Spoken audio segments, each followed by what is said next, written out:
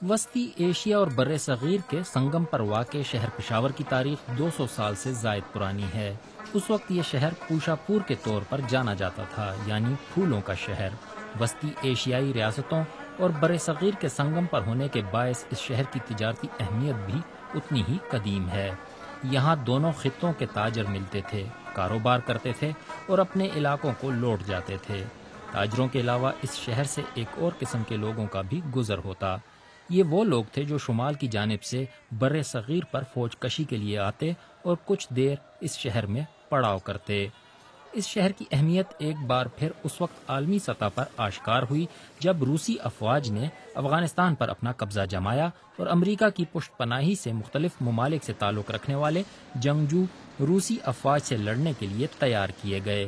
افغانستان کے داخلی راستے یعنی درہ خیبر سے 15 کلومیٹر کے فاصلے پر یہ شہر کئی سال ان غیر ملکی جنگجوؤں کی عارضی قیام گاہ بنا رہا۔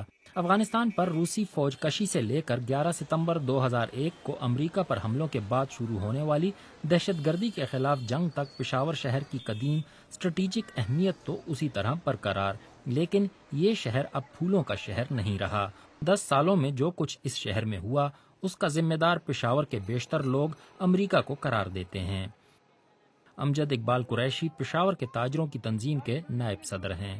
ان کا کہنا ہے کہ امریکہ پر 11 ستمبر کے حملوں کے 10 سال بعد ان کے شہر میں کاروباری اور صنعتی سرگرمیاں تقریباً ختم ہو چکی ہیں۔ 9/11 کا ایسا واقعہ تھا کہ ساری دنیا میں اس کے اثرات مرتب تو ہوئے ہیں، لیکن خاص کر پشاور میں بہت زیادہ اس کے اثرات، برے اثرات، میں تو اثرات نہیں کہوں گا، برے اثرات مرتب ہوئے ہیں۔ اور اس کی بات تو میرا خیال میں پشاور تو بالکل کاروبار ٹھپ ہو کے رہ گیا ہے، اور پشاور یعنی کاروباری لحاظ کے تباہی کے دانے پر پہنچ چکا ہے۔ پشاور کے مضافات میں قائم صنعتی علاقے میں سینکڑوں چھوٹی بڑی صنعتیں بند پڑی ہیں۔ مقامی لوگ اب اس علاقے کو صنعتوں کا قبرستان کہتے ہیں۔ 11 ستمبر کے بعد اس شہر کا کاروبار ہی نہیں، امن بھی تباہ ہوا۔ پاکستان میں 35,000 سے زائد لوگ پچھلے 10 سال میں دہشت گردی اور شدت پسندی کے واقعات کی نظر ہو چکے ہیں۔ 8 سالہ اصغر خان بھی انہی میں شامل ہیں۔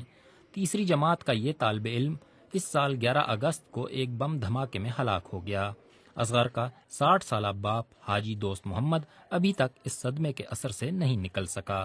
اصغر کے چچا اشفاق خان اس کی ہلاکت کا ذمہ دار 11 ستمبر کے واقعات ہی کو سمجھتے ہیں۔ اشفاق خان کہہ رہے ہیں کہ یقین کریں اگر امریکہ پر 11 ستمبر کے حملے نہ ہوتے تو اصغر آج ہمارے ساتھ ہوتا۔ قاری بشیر احمد مذہبی رہنما ہیں اور اصغر کے مکان کے قریب مارکیٹ میں برتنوں کی دکان کے مالک ہیں۔ ان کا کہنا ہے کہ پے در پے بم دھماکوں نے اس شہر کے باسیوں کو اتنا خوف زدہ کر دیا ہے کہ وہ گھر سے باہر نکلتے ہوئے بھی گھبراتے ہیں۔ دھماکہ ہوا تھا اس کے آج تقریباً کوئی کام نہیں ہو، گاہک آتے نہیں ہیں، اور بازار میں جو ہے لیڈیز وغیرہ نہیں آتے، جینٹس وغیرہ نہیں آتے، لوگ ڈرتے ہیں۔ گاہک اگر بیٹھتے بھی ہمارے پاس تو وہ گھبرا کی چیز کو خریدتا ہے۔ مقامی اور غیر ملکی افراد میں مقبول ہوٹل پرل کانٹیننٹل ان عوامی مقامات میں سے ایک ہے جو دہشت گردی کا براہ راست نشانہ بنا۔ شدت پسندوں نے 500 کلوگرام دھماکہ خیز مواد ایک گاڑی میں بھر کر ہوٹل سے ٹکرا دیا۔